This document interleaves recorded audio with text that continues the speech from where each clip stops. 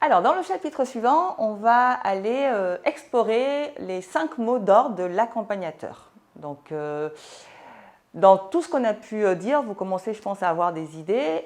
Dans cet univers-là, on va dire qu'il y a le mot implication qui va être une notion importante. Donc, c'est finalement être dans une démarche d'encouragement, de bienveillance. Et surtout ne pas porter de jugement. On l'a vu avec Carl Rogers, avec d'autres psychologues aussi.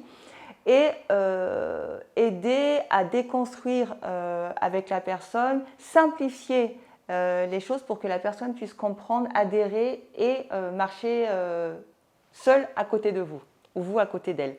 Il y a aussi la notion de dissymétrie. Donc c'est la recherche de l'égalité. Même si vous êtes professionnel, qu'elle vient dans votre bureau, dans vos locaux, gardez cette notion d'égalité, gardez le fait que vous êtes deux humains qui se rencontrent pour construire un chemin. Et donc, gardez bien aussi en tête la distance entre vous et la personne pour dissocier et ne pas rentrer dans quelque chose de l'ordre de l'affect. Il y a l'intersubjectivité.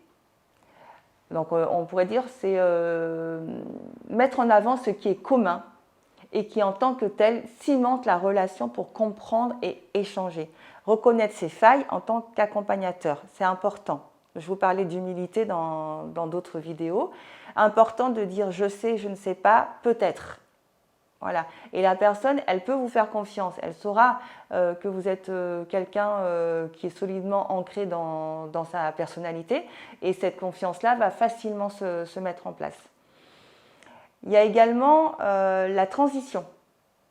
La relation d'accompagnement est instaurée à l'occasion d'un passage. Ça veut dire quoi? Ça veut dire responsabiliser l'accompagné.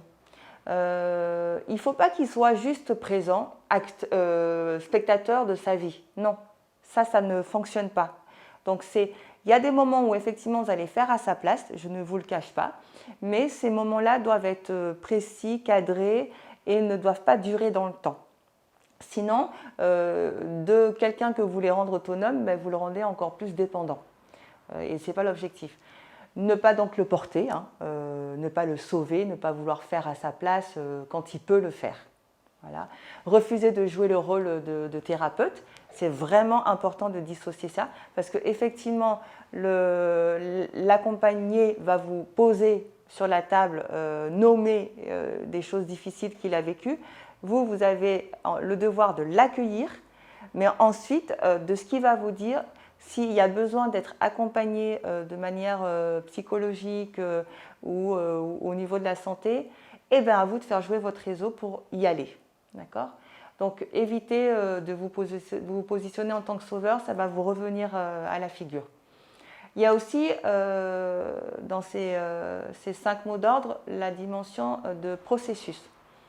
Donc orienté vers un mieux, soutenu par l'histoire d'autrui, c'est-à-dire partir d'un point A pour aller à un point B et donc être tuteur quelque part. Vous voyez, quand la tomate elle pousse, le tuteur l'aide à pousser mais est juste là pour la maintenir. Mais la tomate pousse toute seule.